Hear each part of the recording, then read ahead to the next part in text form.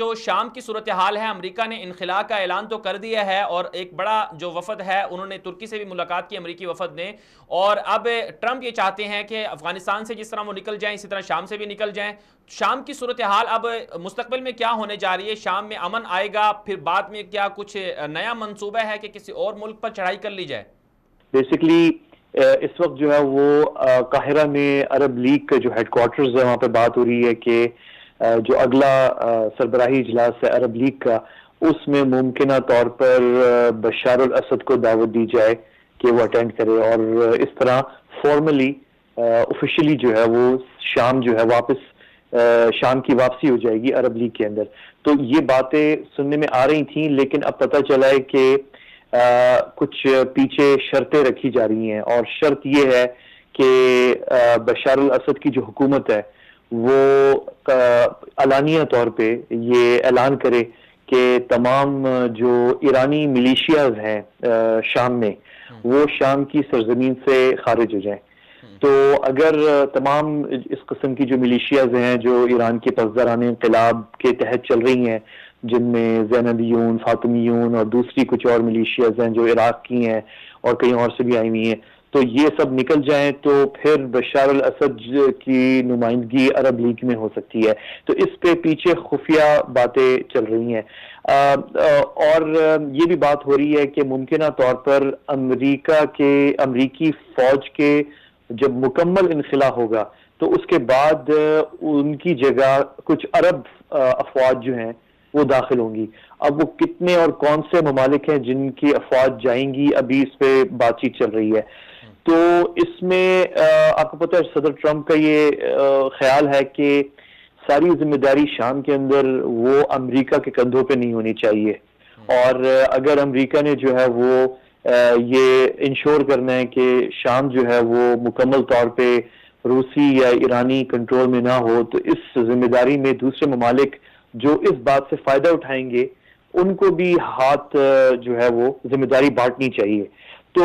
صدر ٹرمپ کا خیال یہ ہے کہ یہ سارا اس کا خرچہ اور اخراجات اور فوجی جو ہیں وہ مکمل امریکی نہیں ہونے چاہیے، اور ایسا لگ رہا ہے کہ ان کے جو یہ اعلان تھا کہ وہ انخلاء کر رہے ہیں شام سے، وہ اسی سلسلے میں تھا کہ وہ جو دوسرے پارٹنرز ہیں خطے کے، جو امریکہ کے جو ٹارگٹس اور آبجیکٹیوز ہیں وہ شیئر تو کرتے ہیں، لیکن جو ذمہ داری ہے اور رسپانسبلٹی ہے اور اس میں فوج بھیجنا اور خرچہ اور اس میں شریک نہیں ہے، تو وہ شریک ہوں اور آگے بڑھیں۔ تو لگتا ہے کہ وہ پیچھے بہت ساری بات چیت آج کل چل رہی ہے، اسی حوالے سے ابھی اعلانات ہونا شروع ہوں گے اس حوالے سے۔ ایک اور بات جو آپ نے جیسے کہا کہ بشار الاسد کو تو باقی رکھا جا رہا ہے، ظاہر سی بات ہے جو اپوزیشن ہے شام کے اندر وہ تو اس بات کو قبول نہیں کرے گی، بالخصوص جو وہاں کی عوام بے گھر ہوئی ہے وہ بھی قبول نہیں کرے گی۔ تو کیا آپ سمجھتے ہیں ایسا ہوگا کہ عارضی طور پر راضی کر لیا جائے، حکومت بشار کو باقی رکھا جائے، بعد میں دوبارہ الیکشن ہو، کوئی نیا حکمران آ جائے؟ نہیں، وہ ہوگا ایسے ہی۔ ابھی جو یعنی جو میں بات کر رہا تھا اس کا جو اگلا پہلو تھا وہ یہی ہے کہ بشار الاسد کا بھی جو ابھی فی الحال اس کو ویلکم کیا جا رہا ہے، وہ صرف اس لیے ویلکم کیا جا رہا ہے کہ کسی نہ کسی طریقے سے اور کسی نہ کسی لیول کے اوپر یہ بات روس کے ساتھ کئی ملکوں کی ہوئی ہے، مطلب اس میں متحدہ عرب امارات بھی ہے، سعودی عرب بھی ہے، مصر بھی ہے، اس میں اردن بھی ہے، اس میں امریکہ بھی ہے، اس میں اور کئی ممالک ہیں، اور یہ بات اس میں اسرائیل بھی ہے، اور اس میں یہ بات ہوئی ہے کہ اگر جنگ روکی جائے، جو کہ جس میں سب کا نقصان ہو رہا ہے، کیونکہ آپ کو پتہ ہے جنگ میں جو ہے سب شام میں سٹیل میٹ ہے، وہ ٹھیک ہے اپنی جگہ بات ہے کہ بشار الاسد اپنی جگہ کھڑا ہوا ہے اور روس نے اور ایران نے اسے بچا لیا ہے، لیکن روس اور ایران کب تک بچائیں گے بشار الاسد کو؟ کیونکہ جس لمحے میں روس اور ایران ہٹے پیچھے، اور وہ ہمیشہ نہیں کھڑے رہ سکتے وہاں پہ، تو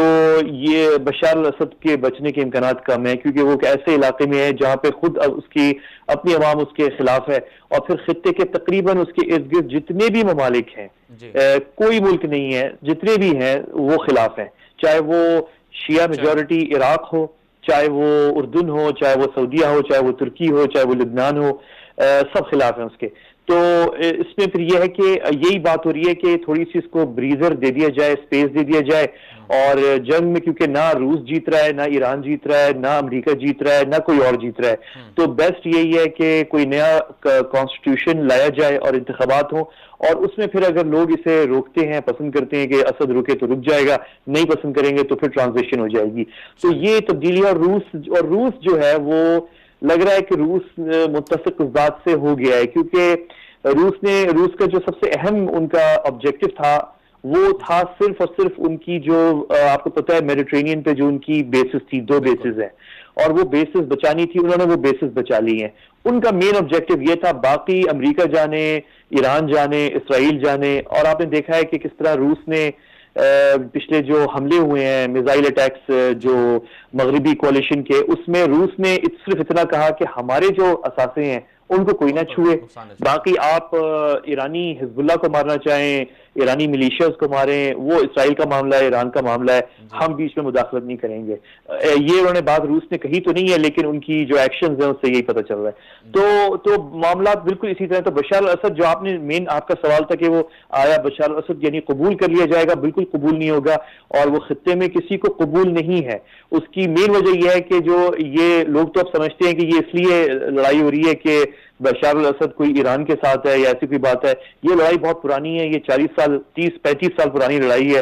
اور جو اسد حکومت ہے، انہوں نے خطے میں چاہے وہ اردن ہو، چاہے وہ ترکی ہو، چاہے وہ لبنان ہو، چاہے وہ خلیجی ممالک ہوں، ان سب کو بہت تنگ کیا. حد تو یہ ہے کہ عراق میں جب یہ حکومت ختم ہوئی تھی صدام حسین کی، اور یہ ملیشیاز اور دوسرے لوگ حکومت میں آ گئے تھے، اور حالانکہ اس میں ایران کا بڑا ہاتھ تھا کنٹرول کرنے میں عراق کو، اس کے باوجود بھی بشار الاسد کی حکومت جو ہے وہ القاعدہ کے لوگ بھیج کے اور دھماکے کروا رہی تھی عراق میں، اور عراق کو غیر مستحکم کیا ہوا تھا. تو یہ ملکوں کے انٹرسٹ ہوتے ہیں. تو بشار الاسد بہرحال وہ غیر قابل قبول ہے خطے کے ممالک کو. روس کو یہ پتہ ہے، روس تا حیات بشار الاسد کو پروٹیکٹ نہیں کرتا رہے گا.